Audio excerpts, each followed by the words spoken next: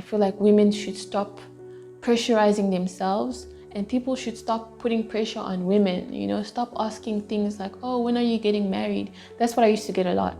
I got to find out that he made her pregnant shortly before making me pregnant. So, you know, you're with someone who's got 2 kids by 2 different women, and the kids are the same age. So that was when I started, you know, seeing, I guess, the red flags. So we could be on the phone talking, and then maybe the TV's on, and then he says, who's that? Who's talking? And I'm like, who? There's no one. He's like, no, I heard a man talking. And I'm like, okay, maybe it's the TV. I switch off the TV. No, I heard something. There was someone there. And it's like, so I was always breathing heavily. So if he would phone, and when we're speaking, he can hear that I'm breathing heavily, then he'll be like, why are you breathing like that? Who's making you breathe like that? As if there was a man making me breathe heavily. Like, so I'm telling him I'm pregnant. Like, I'm breathing heavy because of the baby. It's not because of anyone. There's nobody here. You know, like he would smell my sheets. He'd go up to the guards, the security guards at my flat, and then ask them for details like what time, like does she go out a lot, or, you know, does she go and come back, and does she have visitors? Like maybe he wanted to find out if I had guys coming over.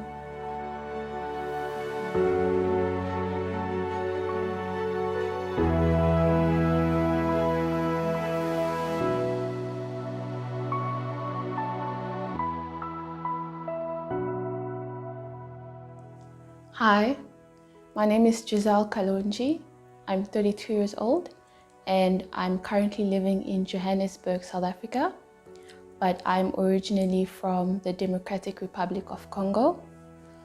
I came to South Africa in 1994 at the age of 6, and I come from a typically big Congolese family, so we are 6 kids in total, 4 boys and 2 girls, and I'm the last born.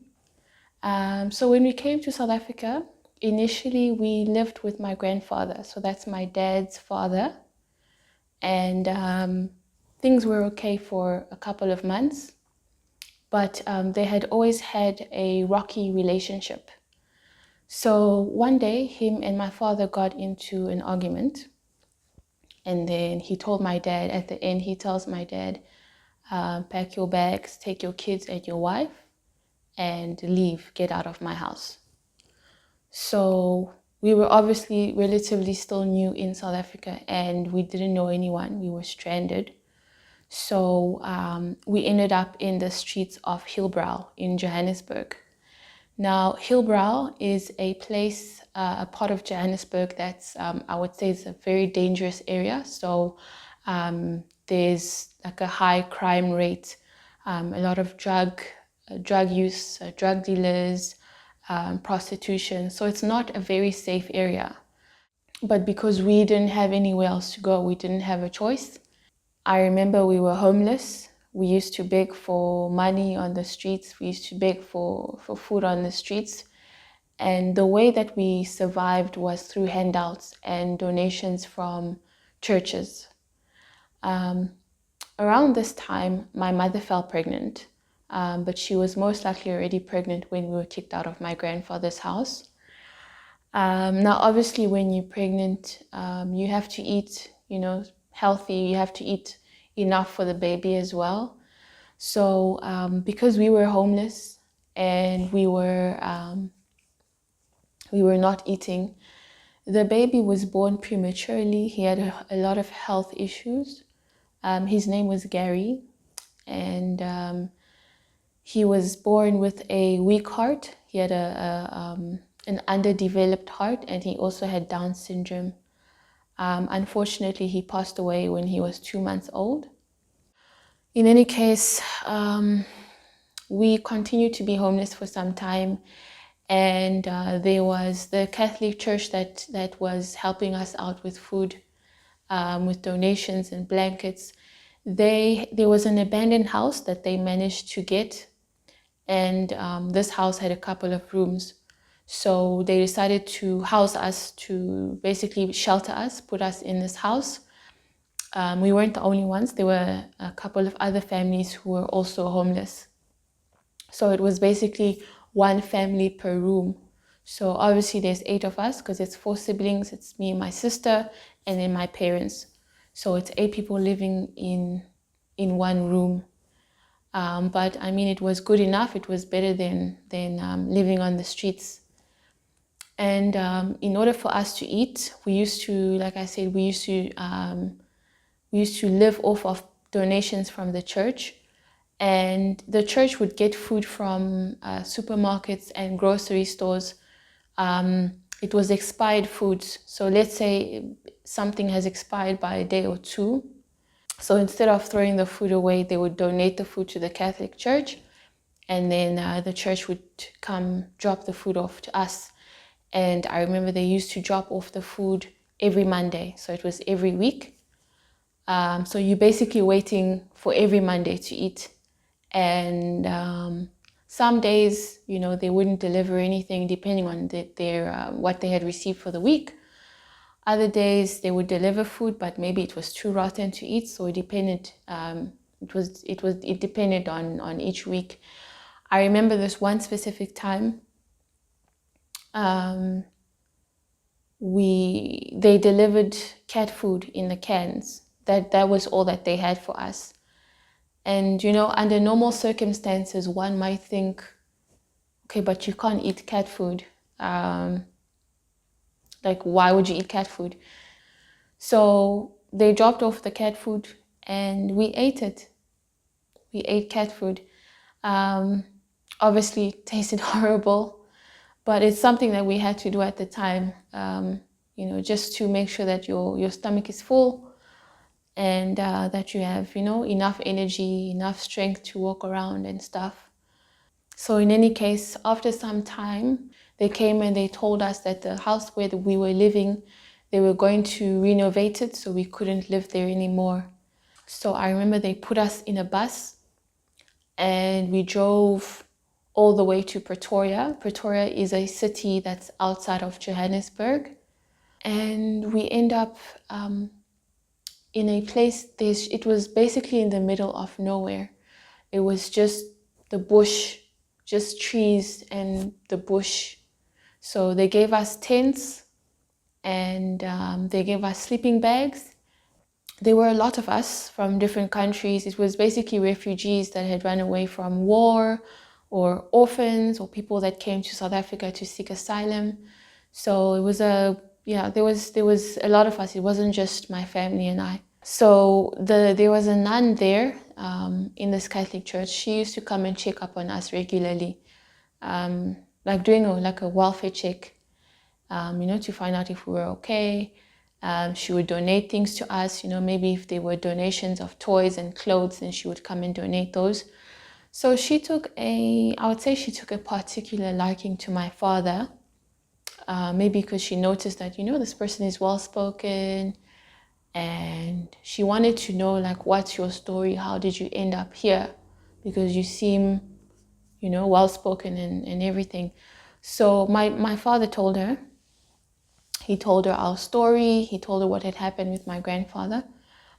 And she asked him, so what did you do for a living back in the DRC, in the Congo? And my father told her that he was a civil engineer. And she was shocked. And it's funny, like the fact that she was shocked, her reaction, because that's the thing. Like when you look at a homeless person, you always assume that, okay, it must be a runaway from home, or maybe this person is on drugs, something like that. But you never think to yourself that this person is actually a qualified person, someone with qualifications, someone who went to school, someone who's intelligent, etc. But due to unforeseen circumstances, they ended up homeless on the streets. And then what she started doing was she would give him odd jobs here and there, because she was the head of a non-profit organization. So whenever maybe she had bookkeeping issues or small financial tasks, she would give him those tasks. And then as time went by, or should I say eventually, she ended up giving my father a full-time position in this nonprofit organization, and in the end he actually became the deputy director. Look, even though yes, after that we ended up leaving this campsite, we moved into a 2-bedroom apartment, but things were still difficult financially. Many years later, I realized that that was actually the start of my depression, because I've battled with depression for most of my life. And if I had to pinpoint where the depression started or how it started, I would say that it started when I was a child.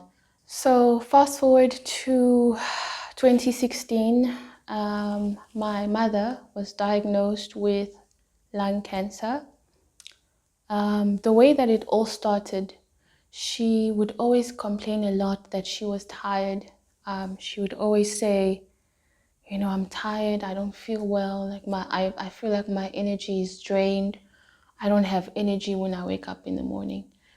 During this time, I was living with my parents because I had been laid off from the job where I was working. So I had to move back in with my parents. But now looking back, you know, because now I see that she had cancer and everything. So it was, in hindsight, it was like a blessing in disguise. You know, God knew why I had to come back home. So anyway, she goes to the doctor. A couple of weeks go by, and she tells us that they say that she's got lung cancer. She's been diagnosed with lung cancer. They said that it was stage 4, so it was at an advanced stage. They said the cancer started in the colon, but then it spread to the left lung. Her left lung was completely calcified. So the cancer took over the entire lung. And they said that it was now spreading to the other lung. So obviously, my mother, she was very stubborn person. So she was in denial for a long time. Well, for the short period of time that she lived. And she would always say, no, I don't have cancer. No, I'm going to fight this. I don't have cancer. I'm not sick. And I remember telling her, like, Mom, please don't die. Please don't go. You know, please fight. And she was like, no, I have 6 children. And I told God that he can only take me once I've seen all of my children get married, once I've seen all the children of all of my children. And my lastborn, meaning me, my lastborn is not yet married. My lastborn doesn't have kids. So I'm not going until I see your children, until I see your wedding. I'm not going anywhere. That was her wish. So I'd say within 2 or 3 months, I watched her health deteriorate. I watched her turn into a very sickly person. And it got to a point where she couldn't even leave the bed. She couldn't even to walk to go to the toilet. She needed help. So she started wearing adult diapers. I would bathe her, feed her. It got rough, and I remember was the day before she passed away. I go back home and I find my dad at the gate waiting. So it's like he was waiting for me. And then he tells me, your mother's not well. She's really not well. It's good that you came back because I need to go and refill her oxygen tank because she was on oxygen full time. She had an oxygen mask. So I go to the bedroom, and the first thing that I notice is her left arm was very, very swollen. It was like triple the normal size of her arm. It was very swollen. She was lying on her side and her eyes were closed. And it's almost as if she was semi-conscious. I said, Mama, what's wrong? Can you hear me? And she's just mumbling like, shh. She was just mumbling, like her speech was very slurry. I couldn't make up what she was telling me. So I said, Mama, open your eyes. Let me see your eyes. Can you hear me? And then she was just looking at me like this. And then she had, like her eyes got watery. And then tears started rolling down her eyes. It was like, it was as if she couldn't speak. Like she wanted to, it's like someone who wants to say something, but she wasn't able to speak. So all she could do was cry. I just felt like, yeah, she's not going to make it. Like, I doubt that she's going to make it past today. I just felt it in my heart, but I brushed off that thought. I was like, no, that's rubbish. She's going to be okay. But like I said, there was still that feeling inside that today is the day. Unfortunately, today is the day. And then by the time we get to the hospital, it was probably around 12 or 1. So from 1 p.m. all the way up until around 6 or 7 p.m., she's just going like that, but she's not conscious. I mean, her eyes are closed, but her breathing was like that. And we were just all watching her, just looking at her. And we stayed with her the entire night. And then one by one, like each family member started leaving to go home. And then I said, Mama, I'm going. I'll be back tomorrow. I left. It wasn't too long when I got home that I got a call from the hospital. It was a nurse. And then she said, please come to the hospital. So I asked her, is my mother okay? And she says, just come. Please just come. Tell your brothers, tell your father, just all of you, please come. Obviously, at this point, we know already. We can kind of make out what the situation is. And they told us, I'm sorry to announce to you that your mother has passed away.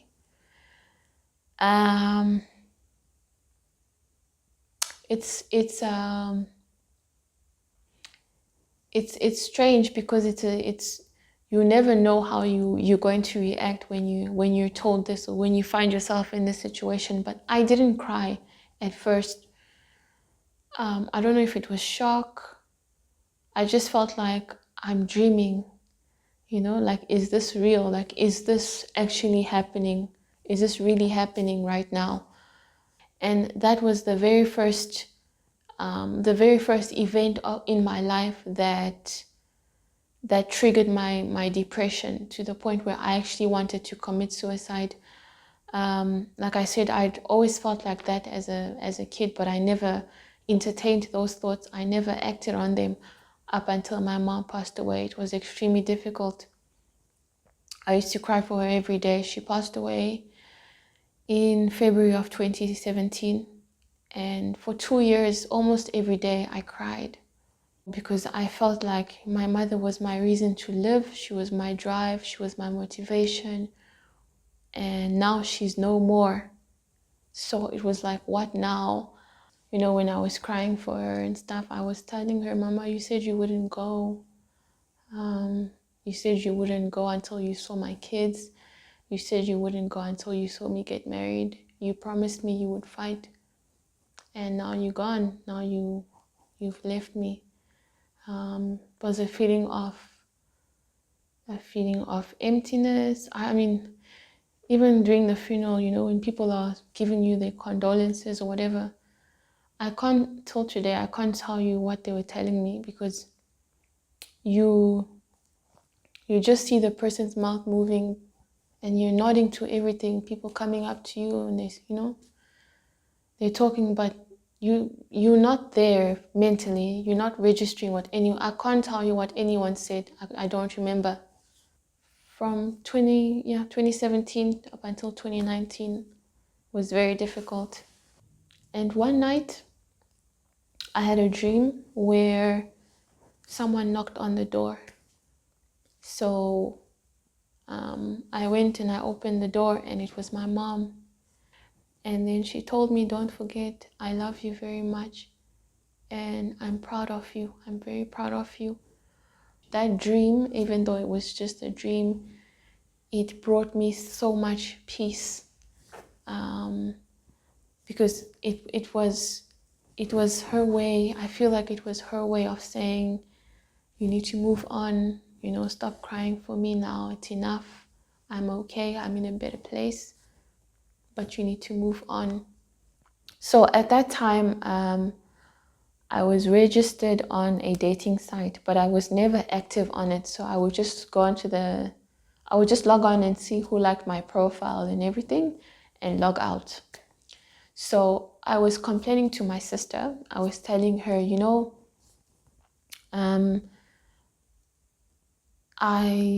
I'm freaking out because it was a few months before my 31st birthday, before I turned 31. So I was telling her, what, I'm freaking out because I'm now in my 30s, I'm not married, I don't have any kids, so I was like freaking out. I was telling her like, is there something wrong with me, because, when I'm in a relationship, it doesn't work out, even when it looks promising, something happens. So I was just like, telling her, because now all my siblings are married, they're all married, they all have children, so I'm the only one who's not married, and I was the only one at the time who didn't have kids. So I was feeling pressure, and just freaking out like, is it ever going to happen for me? So my sister told me, why don't you pray about it? But you need to fast because maybe this might be a spiritual problem. She's like, you need to pray, you need to fast. And she told me to do the Esther fast. So the Esther fast is when you don't eat anything, you don't drink any fluids. So I did that for 3 consecutive days. I didn't eat, I didn't drink anything. I just prayed for those days, for those 3 days. On the last day of my fast, actually, the day that I broke my fast, for some reason I just logged onto this dating site, and at the time I thought it was a sign, but now looking back, I just realized it was just a coincidence. There was nothing symbolic, nothing special about that. But anyways, so I break my fast. I log on to this dating site just to see, what's going on. And, this guy strikes up a conversation with me, says hello, hi, just casual conversation. And we ended up talking for hours and hours and hours. We just really had like a strong connection. And from then on, we started speaking every day. He lived in a different town. I would say it's about maybe like a 4 or 5 hour drive away from me. So he wasn't necessarily close by. So we spoke every day, every single day. There wasn't a day that went by without us talking. And during this time, you're now developing feelings for each other. I opened up to him about, what I was going through with my mom passing away. So like I said, at the time, it really felt like, this person understands me. It's someone that I can talk to. I felt a connection with him that I hadn't felt with anyone before. So we decided to meet up one day, and we did. We met up, and he liked what he saw. I liked what I saw. So eventually it became a relationship, even though it was long distance. In the beginning of the relationship, he had told me that he had struggled, he had dabbled with drugs in the past, but it was a thing of the past and something that he did a while back. I didn't have a problem with it because I was like, you can't judge someone because of something that's happened in the past. It's in the past. So I told him it's fine, as long as you're not actively, on drugs. And he said, no, it's a thing of the past. I said, okay. Now, this guy is, at the time, he's 25 and I'm 31. And honestly, it did kind of bother me a little bit, but not so much, because I thought, age is just a number. It's not that much of a big deal. So I overlooked that. I overlooked the age thing. Shortly after that, I fell pregnant. And when I fell pregnant, then that's when we started talking about marriage. Now, I'm Christian and he's Muslim. So I had told him already from the beginning, that if we get married, I don't want to be Muslim. I want to remain Christian. And then he said it was okay. He said it was fine. I told him I'm not going to convert to Islam. He said it's fine. It's okay. So around this time, my brother, the firstborn, he passed away. It was unforeseen. It was unexpected, based on what my sister-in-law was saying. How he was complaining that he wasn't feeling well. He was complaining that his chest was sore. They just said it must have either been a heart attack or a stroke. So that's how my brother passed away. And mind you, I was pregnant at the time. It was still in the very early stages of my pregnancy. So I didn't really have a happy pregnancy. I didn't get to really enjoy my pregnancy because the excitement of having a baby was overshadowed by, obviously my brother's death. Now back to the father of my kid, the father of my child. I'd say things were okay with me and him from the time I was pregnant. We started talking about marriage. He proposed. He got me an engagement ring. I don't know if I can say that he proposed because I had to pay half for that engagement ring. So let me just say, yeah, he got me an engagement ring. And then we started, talking more seriously about getting married, how it's all gonna happen. But his family weren't, they had a problem with me, with the fact that I was Christian, and that I didn't want to convert, because in Islam, that's not allowed. You have to convert. If you are not Muslim and you want to marry a Muslim, you have to become Muslim. So they, from the get-go already, they already had a problem with that. But between me and him, he said it was okay. So one day, he decides to tell me, there's this girl in my town, this 18-year-old girl. Rumor has it that she's pregnant. She's pregnant with my kid. So I asked him, like, is there any truth to that? And he says, no, I don't even know this girl. She's a girl that, sleeps around town and we shouldn't take it seriously, etc. To be honest, I didn't buy that story. It just, something was fishy. It just didn't sound right to me. So I pressed on and I told him, tell me, what's the deal? Like, what's going on with this girl? Like, what's the real story? Then he tells me, actually, I do know the girl, but the baby's not mine. The baby's my best friend's. Like I said, when you know something is fishy, you know it's fishy. It just didn't make sense. There's no reason why he would have brought that up if there was no truth to that rumor. So I pressed on, and we fought a lot about this issue with this other girl, because I could just sense that, something didn't add up. I felt like there was more to the story. So eventually, he admits to me that, yes, it's my kid, but I was, I don't love this girl. I don't want to be with her, etc., etc. And I got to find out that he made her pregnant shortly before making me pregnant. So, you're with someone who's got 2 kids by 2 different women, and the kids are the same age. I mean, that didn't sit well with me. It bothered me. So that was when I started, seeing, I guess, the red flags. And I started realizing that this person, is a pathological liar. He lies a lot.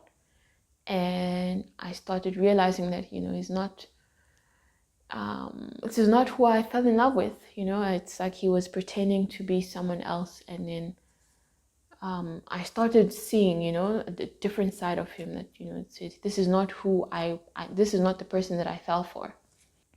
We had what we call here in South Africa, it's called load shedding. So that's when they cut the power, they cut off the electricity for maybe a couple of hours, maybe because there's a lot of strain on the grid or whatever. So we call that in South Africa a power cut, we call that load shedding. So we had load shedding. I had load shedding here at my place. At this point, I'm 3 months pregnant. And I decided to light a candle and I put it in the bathroom because it was giving enough light into my bedroom.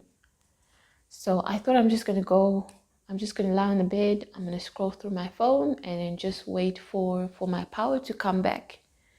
But during this time, I fell asleep. So I wake up around 3 o'clock in the morning. I wake up. So when I got up, I saw that the whole bathtub was on fire. So I knew that it was the candle. There was nothing I can do because this fire was big now. So I just left my flat and then I started screaming for help.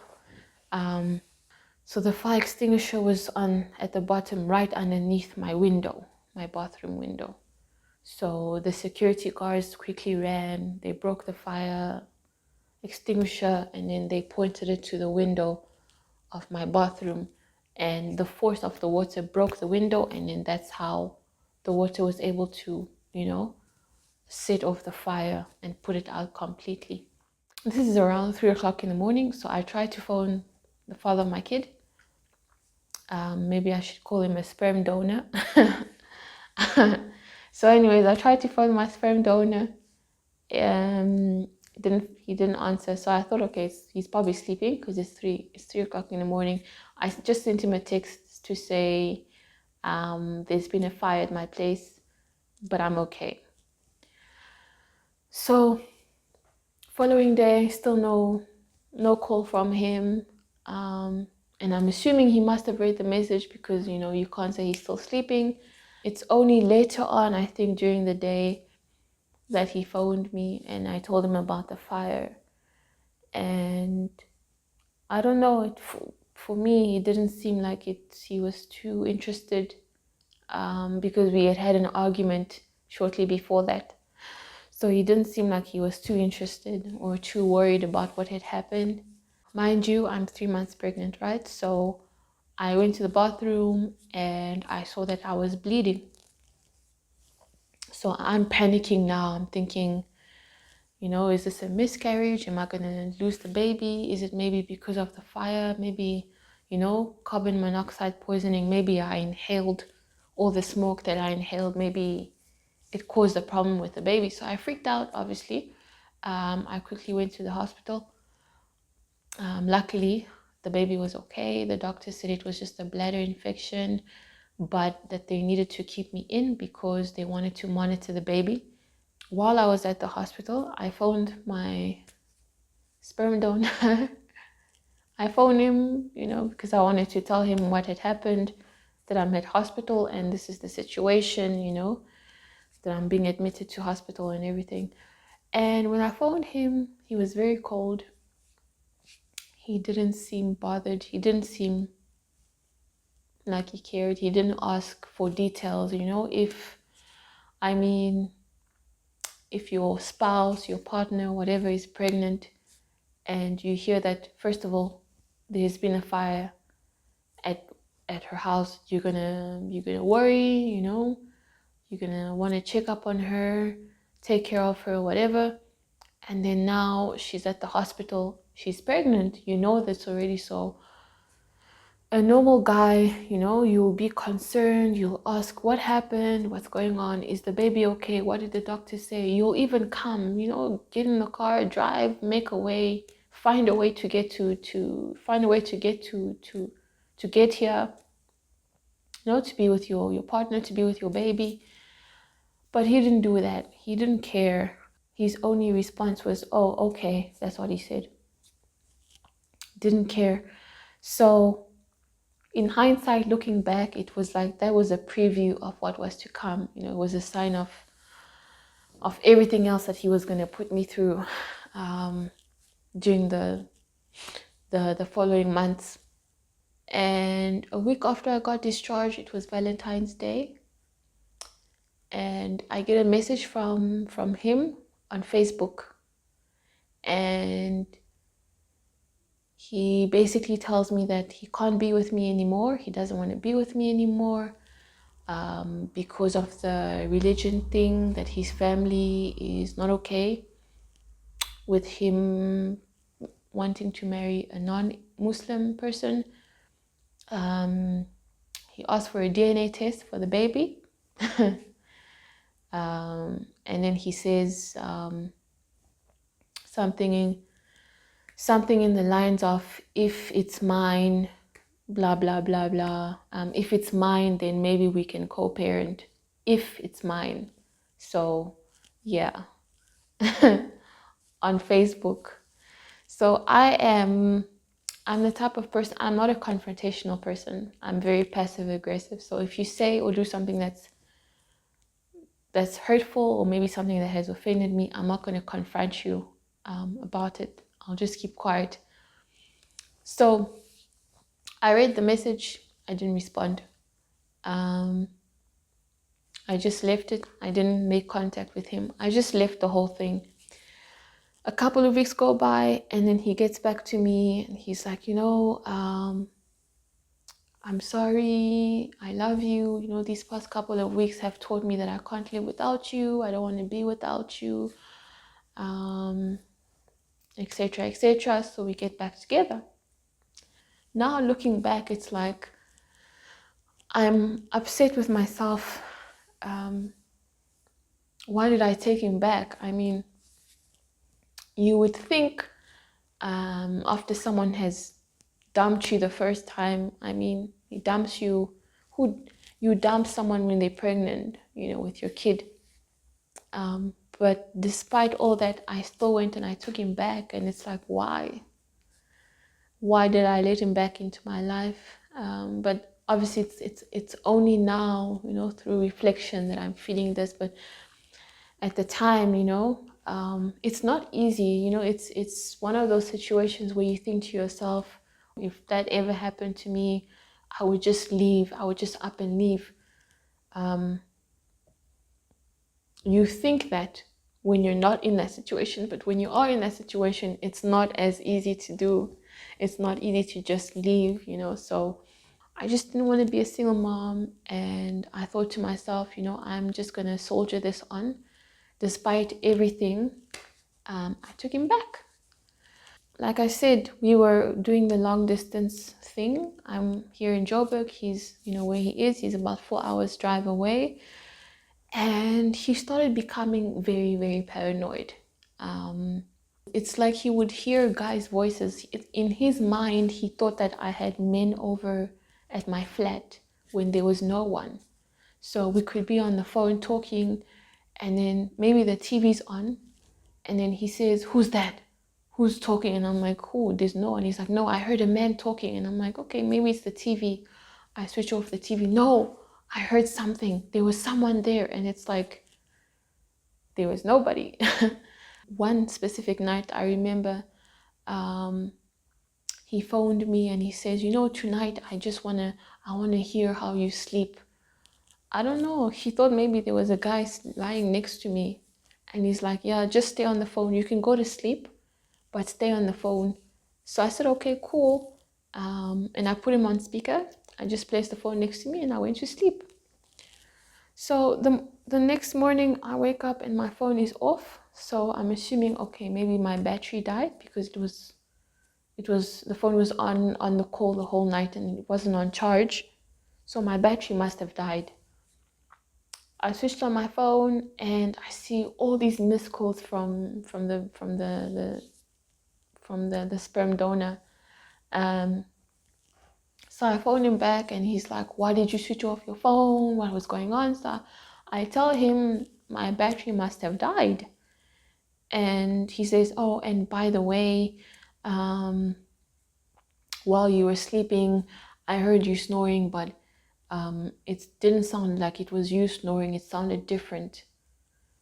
So basically what he was saying is that it sounded like it was a man snoring. So he is basically saying that there must have been someone there next to me sleeping.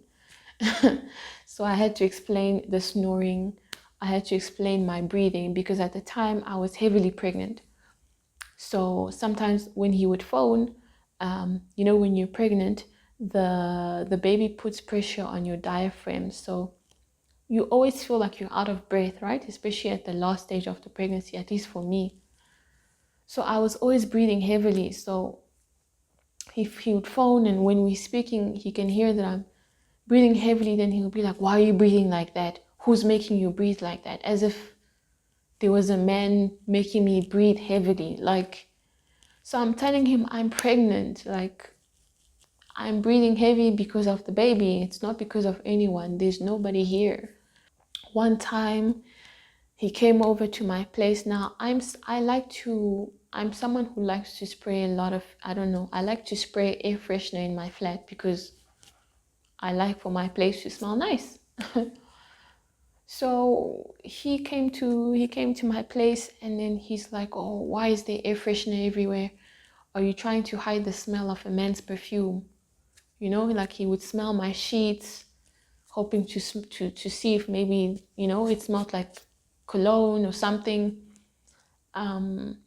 He'd go up to the security guards at my flat and then ask them for details like what time, like does she go out a lot, or, does she go and come back, and does she have visitors? Like maybe he wanted to find out if I had guys coming over.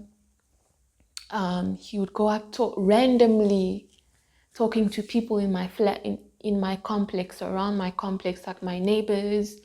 It's almost as if he thought maybe I was cheating on him with a neighbor or something. I don't know what was going on in his head, but he just became very paranoid. And at the time, again, it's not that I didn't see that this is not normal, that this behavior is unhealthy. It's not, it's not normal. But I thought to myself, look, I've got nothing to hide. And like sometimes when a guy is jealous like that, you think, oh, cute, like, oh, he loves me, like he's behaving like this because he loves me. Maybe you feel I don't know, you in some way you maybe feel a bit special. So that's what I thought. I just attributed that to, he loves me. He's just very possessive because he loves me a lot. And then I also thought, well, I've got nothing to hide. So when he's asking me to do these things like stay on the phone and, like he would video call me and say, okay, show me around the flat so I can see that there's no one. So I'd walk around with my phone showing him, you see, there's no one in the lounge. There's no one in the kitchen. Open the cupboards.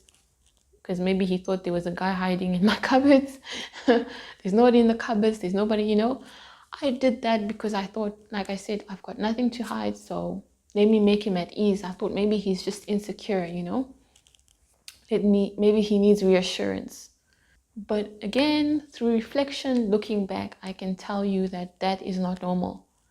That's just not normal behavior. It's not a normal way of thinking. That's paranoia.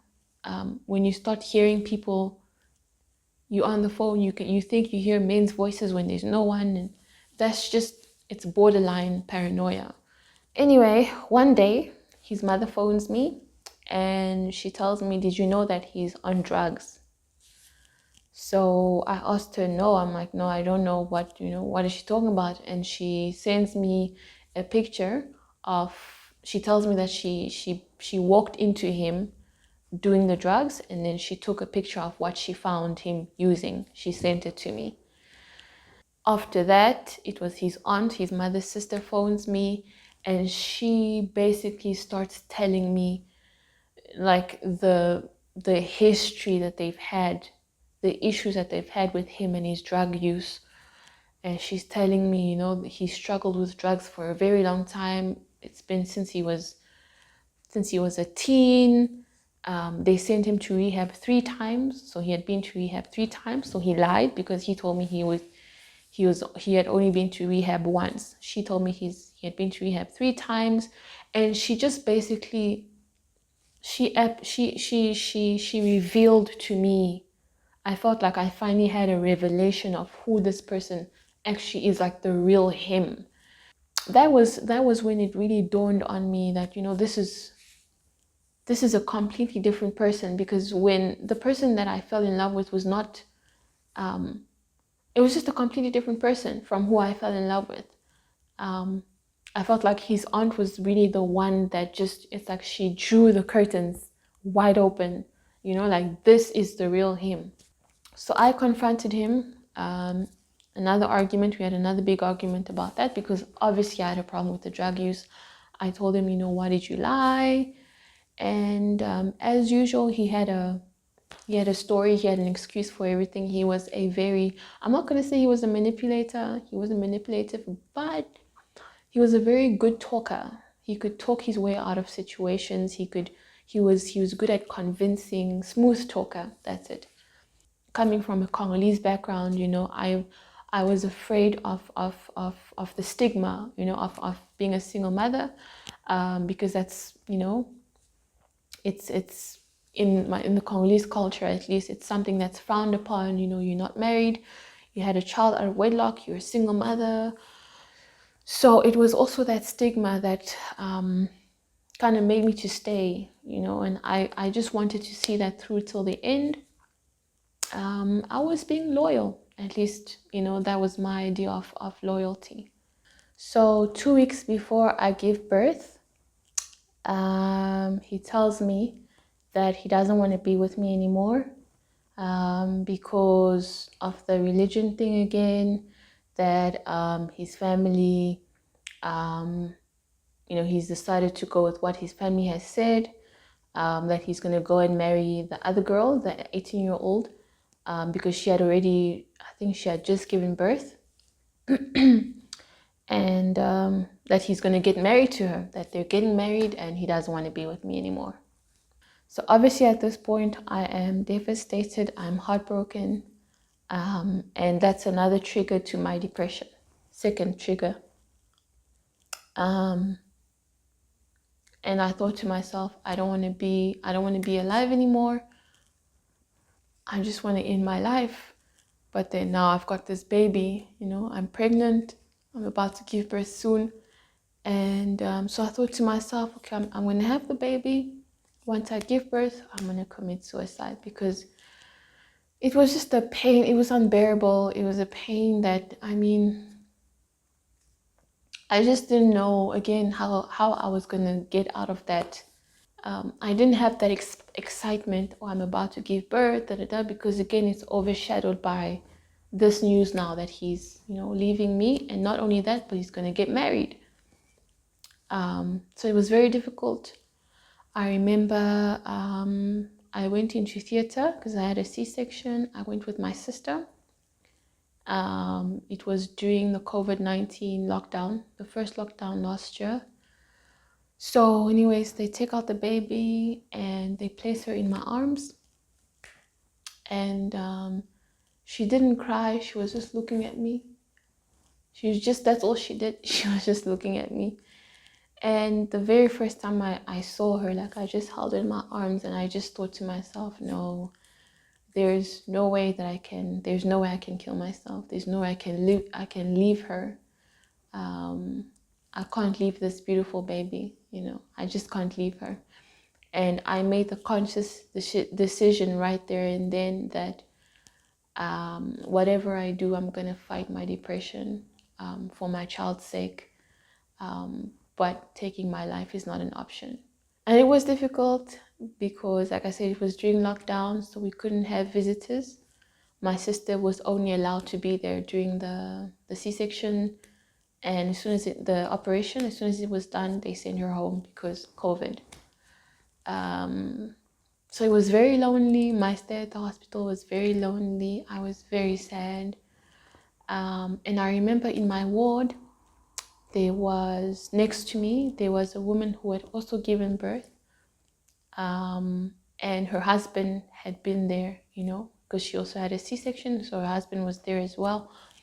And he was very emotional, obviously, to welcome his baby. He was crying, and he was telling her, oh, thank you for having my baby, and I love you, things like that.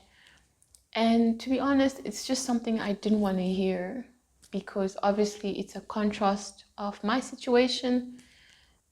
She was this woman, she had what I didn't have. I didn't have that husband or partner with me. I'm giving birth to your child and you're there by my side. I didn't have that. I didn't have anyone congratulating me or telling me rather, thank you for giving me this baby, etc., etc. I didn't have that. So when I heard that, I looked at this couple and I just broke down and I cried. I started crying. I couldn't hold it in. It's very, very sad. And the one nurse, I guess she just put two and two together, because she came up to me and she started comforting me, and she's like, you know what? You don't need a man to do this. You're fine. You're going to be okay. Like, women go through this all the time.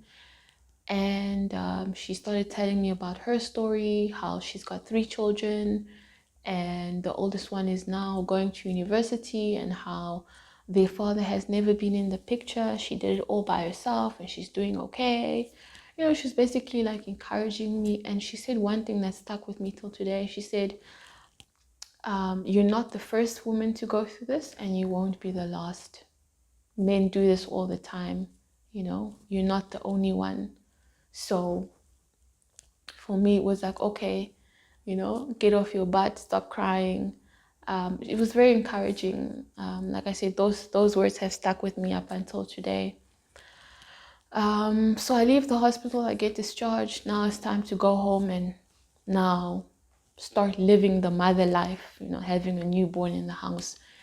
That was very difficult because my baby cried all the time. She cried all the time. One thing my mom always used to say, I don't know if there's any truth to that, but she always used to say, if you're happy during your pregnancy, then you're gonna have a happy baby. You're gonna have a quiet baby. If you cry a lot during your pregnancy, if you're very stressed, you're gonna have a crying baby, a baby that's always crying.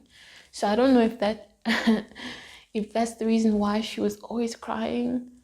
Maybe she could also sense my sadness. She could sense, her environment, but she cried a lot, and it made things very, very difficult because obviously I'm alone. There's nobody else. There's nobody there to help me. She always wanted to be carried, so I couldn't, just leave her on the bed and go about, cleaning the house or whatever. She wanted to be carried all the time. It was very difficult also because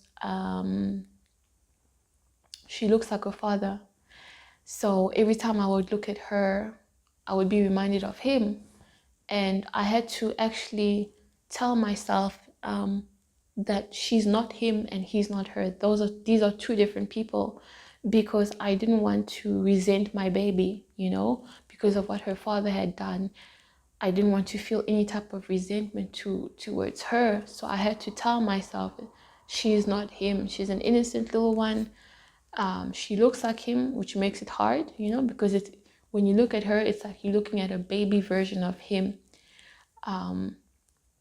But she's not him. So I didn't want to feel any resentment towards her. And it was just learning how to do things on my own that was extremely difficult. When she was probably a month or 2 old, I decided I'm going to go to court, and because I'm going to claim for maintenance, because I'm thinking I didn't have this baby on my own. So we go to court, and he appears in court as well. They sent him a summons to appear in court, so he appeared in court. And then when it was time to start, now talking about maintenance and everything, the maintenance officer asks him, do you recognize that the child is yours? And he says he wants a DNA test. So they said, okay, they postponed the case and everything. And as we were leaving, I asked him, so Do you really think that it's not your kid? Do you really think that I would do something like that? If you're not the father, then who is? And while I was saying this, while I was, trying to engage in conversation with him, he wasn't even making eye contact. He was just looking away. He didn't respond. He didn't say anything. His attitude was like very arrogant, very cold and rude. So he just gave me the cold shoulder, no response. So that hurt me a lot. And I came home and I cried a lot. I cried a lot over that. And I remember speaking to my dad about it. And my dad told me, you know what, if I were you, I would just leave this whole thing. Just let him be, just if you have to struggle on your own, struggle on your own. But don't ask him for anything. Because doing this whole thing, seeing him again and again and again, back and forth in court, it's like it's not going to allow you to heal. And especially given his attitude, it's going to hurt you each time, And he says, this is something I still tell myself till today. He says, you can't force someone to love their child. And that is so true. Like, no matter what you do, you cannot force a person. You cannot force love on a person. You cannot make someone love you or love somebody else. If it's not there, it's not there. I thought about it and I was like, you know what? I'm going to cancel this. I canceled the maintenance request, whatever. And I told myself I will never, ever, ever, ever contact him. Even if I'm struggling, I'm going to let him be. I'd rather ask a stranger on the street for help, even if I'm struggling with the baby, even if she doesn't have milk, I'm just never gonna approach him. So the very last time that I spoke to my sperm donor / baby daddy, I had actually wanted to speak to him because I wanted to understand where that coldness came from. It's one thing to break up with the mother of the child, but it's another thing to just abandon your child altogether. And just this cold, this perceived hatred that he had towards her, I wanted to find out, what is that about? So in any case, he tells me, basically he tells me to never contact him. Not in those exact words, but he told me, if you want to speak, you need to speak to my lawyer or my legal team, something along those lines. I can confirm that he is married. So they did get married he did get married to the other woman. They are married. We are not in speaking terms, so we are not talking at all. He's never met my child. He's never met our daughter. He's never made any efforts to meet her or see her. And he does not provide for her at all financially or in any other way. So that's where we are now. I have come to accept that. It wasn't easy, but I am now at a point where I've accepted that he just wants nothing to do with our kid. I'm just focusing on her. That's where I am right now. I'm focusing on my child. I work 2 jobs. So I'm juggling that plus being a mom. My focus and my goal ultimately is just to shower her. I want to shower her with as much love as I can so that she doesn't feel the absence of her father in her life. I'm going to try to be the best mother and father that I can possibly be, because obviously I'm doing 2 jobs. I'm her mother and her father. So with God's guidance, hopefully with God's strength, hopefully I will be able to pull that through. I just want to provide for her. I want her to have a childhood completely different from mine. I don't want her to ever know what it's like to go to bed hungry. I know the day will come when she will ask about her father, and to be honest, it's painful thinking about it. It's very painful thinking about it, but I pray to God for guidance. It's not easy. It hasn't been easy, and it isn't easy. I take it one day at a time, but I still get days when I feel really, really overwhelmed, really overwhelmed. I have days where I feel alone because I'm doing this on my own. So it's just the pressure of doing everything alone and not having a break, not being able to just take a breather. I still have days, a lot of days when I miss my mom, and I don't think that will ever go away. Like they say, the pain never goes away, you just get used to it. My child is actually born on the 31st of July, which is also my mom's birthday. So that was beautiful. She was born on my mom's birthday, and her middle name is Marie-Jeanne, which was my mom's name. So I not only named her after my mom, well, the middle name, but she's also born on my mom's birthday. So that's a beautiful, beautiful ending. And with regards to the thoughts of suicide or the depression, I still have very depressive days. The difference now is that I do not think of taking my own life. I will not take my own life because I have a child that depends on me. And already as it is, she doesn't have a dad. She doesn't have a father. So imagine if you don't know your father and your mother passed away by committing suicide. What is that going to do to her as a human being? How is she going to grow up? What is she going to grow up to be? I cannot do that to her. With everything that's happened in this relationship, I have learned a lot. Obviously, I've had a lot of time to reflect and see where I went wrong, what I did wrong, the decisions that I made, and what I could have done. The very, very first lesson that I learned is, and this is especially for women, is the issue around feeling pressure when you're reaching a certain age, or if you've reached a certain age. Because with me, my thing was, I'm turning 31, I'm in my 30s. You have this biological clock. And the thing is, if it's not your time, it's not your time, regardless of your age. And I feel like women should stop pressurizing themselves, and people should stop putting pressure on women.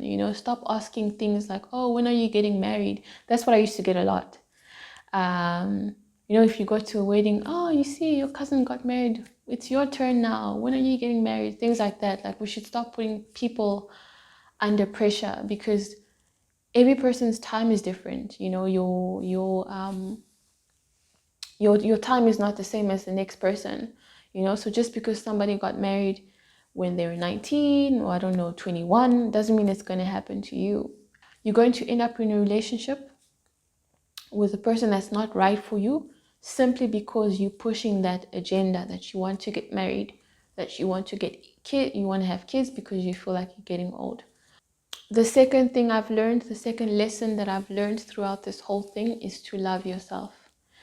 Because when you don't love yourself, people can pick that up and they can take advantage of that. When you love yourself, you're not going to settle for anything. You're not going to settle for just anyone, and you won't allow anyone to treat you in a way that that you don't deserve. In my case, it's not that I didn't love myself, but I can say I didn't love myself enough, right? So I allowed this this guy, to keep on lying, to keep on hurting me, putting me in situations where generally, or under other circumstances, I would have left.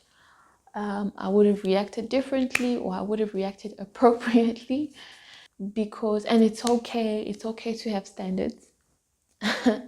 Because it means that you're not going to allow people to treat you any way they want. The third thing I've learned, the third lesson, is to, when you're praying to God for something, whatever it is, it doesn't necessarily have to be what was in my case marriage. It can be anything. Don't just pray for it, but after you've asked God for that, ask Him to give you the spirit of discernment, so that you can be able to discern when you enter into a situation that looks like He's answered your prayers, so that you're able to know, is this really an answer from God, or is this a booby trap? Is this something that looks like He's answered my prayers, but maybe it's not?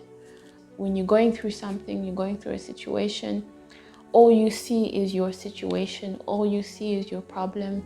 You feel alone, you feel like nobody understands you, you feel like nobody else is going through what you're going through, nobody else understands your pain. And sometimes when you can see another person who's going through what you're going through, then and they've managed to come out of it, it can give you hope, it can give you strength. Sometimes also when we go through problems, when we're going through a difficult moment, we sometimes think that our situation is the worst. And when you hear or when you see that someone is going through something that's worse than your problem, you can put your own issues into perspective and think, okay, I know that I'm going through a difficult time, but at least it's not that bad, it's not this bad. And if this can reach even one person, if this can touch even one person, or encourage even one person, or bring some type of comfort to even one person, then it's worth it. So that's why I decided to share my story.